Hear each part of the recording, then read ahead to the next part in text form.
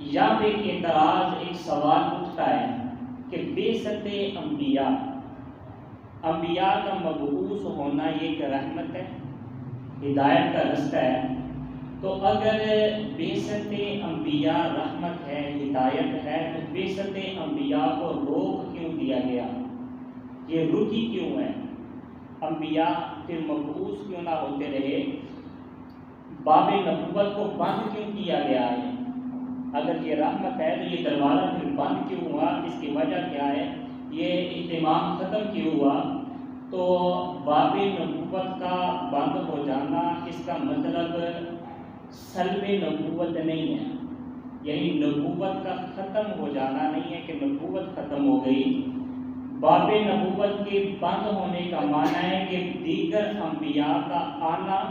وہ ختم ہوا ہے، نہ کہ نبوت ختم ہوئی ہے۔ نبوت چل رہی ہے، ہدایت چل رہی ہے، تو پھر ختم نبوت یا باب نبوت بند کیوں کیا گیا؟ اگر کوئی شخص کسی دوسرے کو پیسے دیتا ہو، منتھلی یا ہفتہ وار یا ماہانہ وار پیسے دیتا ہو، تو پیسے ایک اچھی چیز ہے، خرچہ ہے، رزق ہے، اور بند ہو جائے تو دل میں آتا ہے کہ یار مل رہا تھا تو بند کیوں ہوا؟ ایک اچھی چیز ہے، گزارا چلتا ہے، اللہ تعالیٰ کا رزق ہے، تو یہ تسلسل یہ چلتا رہنا چاہیے تھا، یہ بند کیوں ہو گیا؟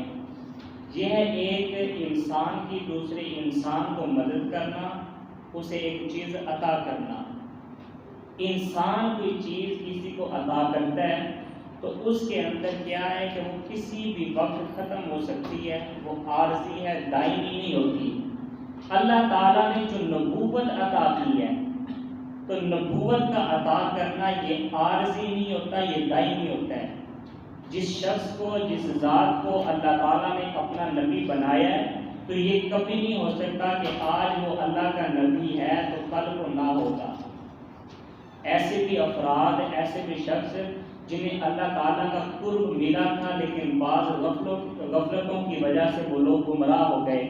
یعنی یہاں پر احتمال پایا جاتا ہے کہ کوئی بندہ اللہ کے قرب حاصل کرنے کے بعد گمراہ ہو جائے،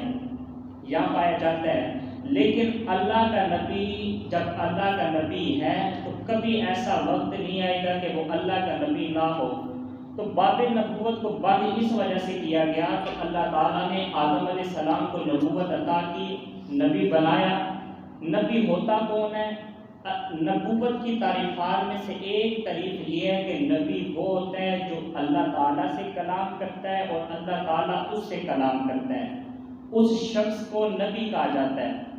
اللہ تعالیٰ نے آدم علیہ السلام کو بنایا، اسے نبوت عطا کی، آدم علیہ السلام کے ساتھ ہم کلامی کی، کلام کیا۔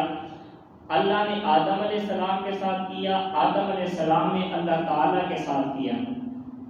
شیس علیہ السلام، نوح علیہ السلام، ابراہیم علیہ السلام، اسماعیل علیہ السلام، یہ جتنے بھی انبیاء آئے ہیں ان تمام کے ساتھ اللہ تعالیٰ نے کلام کیا ہے اور ان کے کلام کو سنا بھی ہے، ان سے کلام کیا بھی ہے،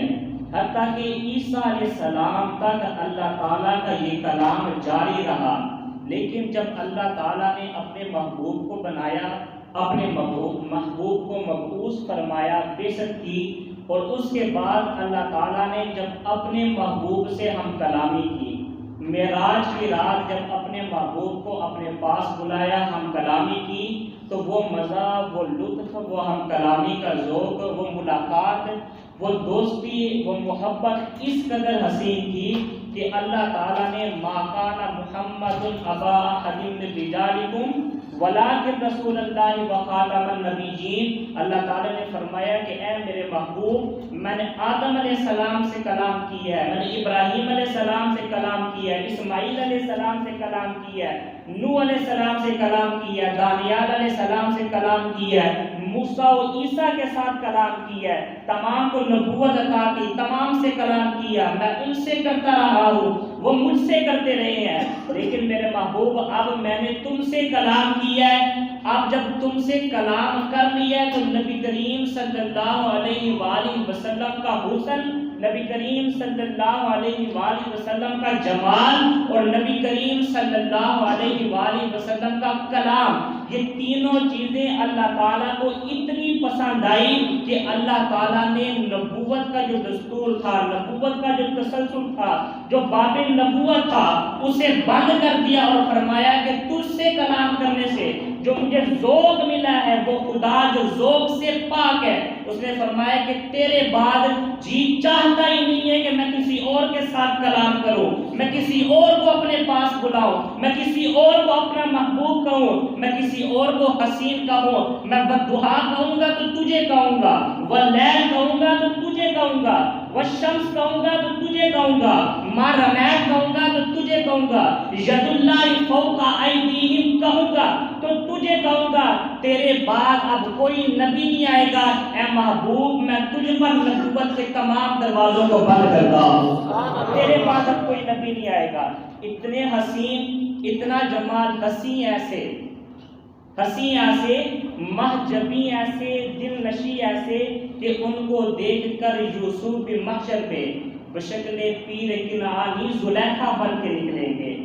ایسے حسین و جمیل اللہ کے محبوب کہ جس طرح زلیخا یوسف علیہ السلام کے حسن کو دیکھ کر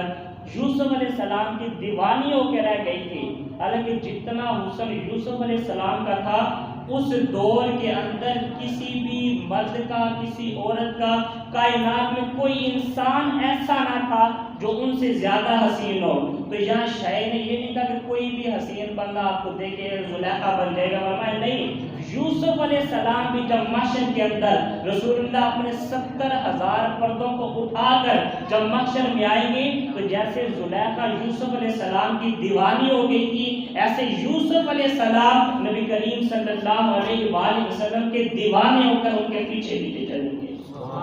اتنا ہنسی ایسے، محجبی ایسے، دل نشی ایسے کہ ان کو دیکھ کر یوسف بھی محشر میں بشکل پیر کنعانی زلیخا بن کے نکلیں گے۔ یہ باب نبوت بند کیوں کیا گیا؟ بند کرنے کا مطلب یہ نہیں ہے کہ نبوت کو سلب کر دیا گیا، سلب نبوت نہیں ہے۔ بند کرنے کا مطلب نبوت دائمی ہے، نبوت بھی چل رہی ہے، ہدایت بھی چل رہی ہے، لیکن کس صورت میں اللہ تعالیٰ نے نبوت کے دروازے کو بند کیا اور ولایت کے دروازے کو، مجددیت کے دروازے کو کھلا رکھا کہ نبوت کا دروازہ تو بند ہو گیا، ہدایت، نبوت کی ہدایت اب اگر ملے گی تو ولایت کے رستے اور ولایت کے دروازے سے ملے گی۔ اور اس پر میں بات کرتا ہوں، اللہ کے محبوب نے فرمایا ان اللہ یبعث لہذہ الامۃ علی رأس کل 100 سنۃ من یجدد لہا دینہا، کہ اللہ تعالی ہر صدی کے سرے پر اس امت کے لیے ایک ایسا مجدد، ایسا فرد واحد، ایسا مجاہد مبعوث فرماتا رہے گا کہ جب وہ آئے گا اس دین کے اندر، اس دنیا کے اندر جتنی بھی بدعات ہوں گی، بدعتیں ہوں گی، گناہ ہوں گے، ان تمام کو، بدعت کی ظلمت کو سنت کے نور سے وہ ختم کر دے گا۔ ایسا شخص اللہ تعالیٰ ہر صدی کے آخر میں اس امت کے لحاظ امتی، اس امت کے لیے بھیجا کرے گا کہ وہ بدعت کی ظلمت کو سنت کے نور سے ختم کر دے گا، صاف کر دے گا۔